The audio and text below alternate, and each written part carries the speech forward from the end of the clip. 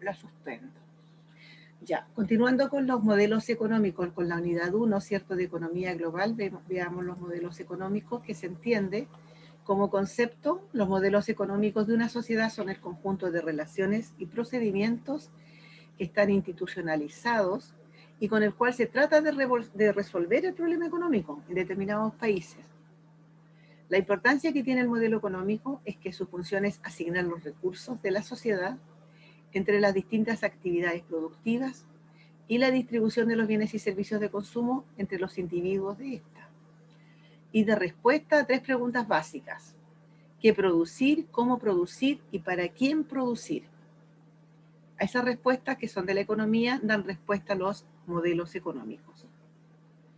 Los modelos económicos que tenemos, ¿cierto?, se clasifican, puede ser el capitalismo, el comunismo, la economía mixta o el modelo neoliberal, que es el que impera en Chile.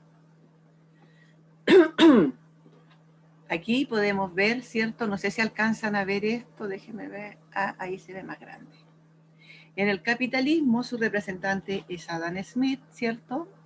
Él defiende una propiedad privada, y las características del capitalismo defiende una propiedad privada y una absoluta libertad de mercado, sin que se tenga que pagar impuestos y sin que el Estado ofrezca bienes y servicios. Esa es su mayor característica.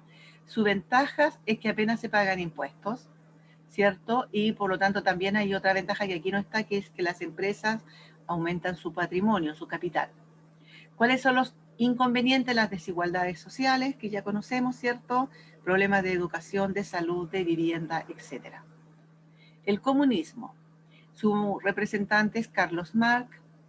En esta doctrina se caracteriza, ¿cierto?, porque no existe libertad de mercado. En esta otra existe la oferta y la demanda.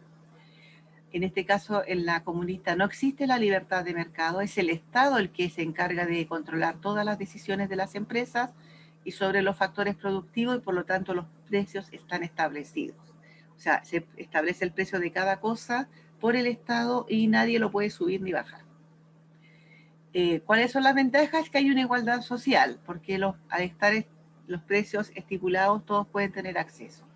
¿Cuáles son los inconvenientes? Que hay una mala planificación de las empresas. Las empresas siempre van a estar ahí, no se van a desarrollar y no van a crecer. La economía mixta. Keynes es su representante, ¿cierto? Las características es que tiene algunas características del capitalismo y del comunismo, que se basa en la economía de mercado, pero el Estado interviene para solucionar los fallos del mercado. Por ejemplo, pone impuestos, precios máximos, salario mínimo, entre otros. Las ventajas del sistema intermedio es que trata de equilibrar, ¿cierto?, que no haya ni tanta desigualdad ni las empresas se perjudiquen tanto, o sea, es un sistema intermedio. Y los inconvenientes, que el Estado interviene solo para corregir los fallos, o sea, hay muy poca participación del Estado. Solamente cuando hay un fallo muy grande interviene.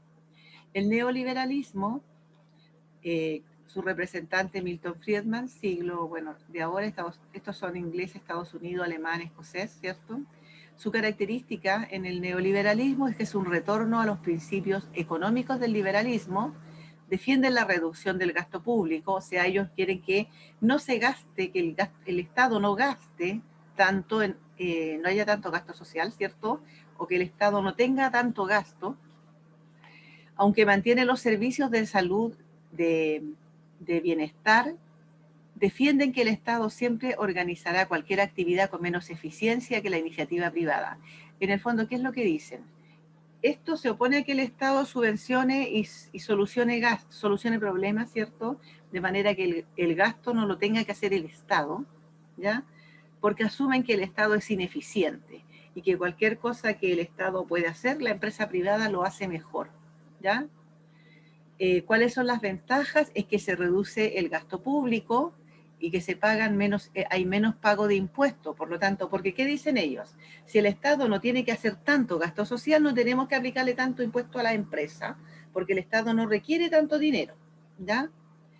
Y los inconvenientes es que hay una menos protección de parte del Estado. Bueno, esto lo estamos viendo en este minuto como algo muy real, por ejemplo, con todo el problema que hay económico en este minuto. el Estado está haciendo esto de disminuir los impuestos, porque con las reformas que hay bajan los impuestos. Los bonos que están dando no son una gran representatividad del gasto social, o sea, no hay un gran gasto social para la crisis. De hecho, faltan insumos en los hospitales, han despedido enfermeros, enfermeras, doctores. Hay menos gente, no se nota eso, pero están reclamando y de repente hay algunos paros. Y eso en la realidad está ocurriendo. Y aparte de eso, la gente ha tenido que recurrir a sus retiros para poder mantenerse en esta crisis. O sea, la gente está salvándose con su propio dinero, ¿ya? Y la gente que no tiene dinero, no toda recibe los bonos de ayuda del Estado, porque el Estado les está pidiendo tanta documentación que requiere, por ejemplo, que prueben que antes ganaban tanto y ahora disminuyó el sueldo. En determinada fecha, si usted ganaba 1.000.000 y ahora le bajó a 500, le podemos dar un bono. Pero resulta que si había gente que en ese momento atrás no estaba ganando 1.000.000 y no estaba ganando nada porque no tenía trabajo, esa gente, como no puede demostrar que le bajó el sueldo porque no tenía sueldo, esa persona no accede a nada, a ningún beneficio. Entonces ahí se ve que hay una menos protección de parte del Estado. Estas son características del modelo económico. Este modelo económico, ¿cierto?, el neoliberalismo. Y bueno, y ahora está la actividad número 1, economía global, donde ustedes tienen que, son 11, ¿cierto? Se pueden dividir en grupos, de a 2 o de a 3, y trabajar en esto, como también si alguien dice, no, yo lo quiero hacer individual, pero la idea es que trabajen en grupo. Contestar cuáles son las proyecciones de crecimiento para este año 2021 en nuestro país, compararlo como fue el crecimiento en el año 2020, podrían tirarlo más atrás hacia el 2019, chiquillos, porque el año 2020 igual hubo mucho desbarajuste, ¿cierto? Mucho desequilibrio. Y también, y para esto debe mostrar además los indicadores de crecimiento que tomaron esos años. Por ejemplo, si tomamos el 19, el 20 y el 21, ¿cuánto fue el IPC en esos 3 años? ¿Cuánto fue el PIB? ¿Cuánto fue el IMASEC? Etcétera. Luego, indique cómo influye el precio del dólar en la economía nacional. ¿Qué pasa cuando el dólar sube o cuando baja?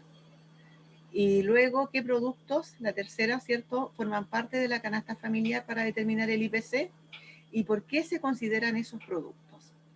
Esa es la tarea y esa es la última parte. Así que ahora dejo de grabar.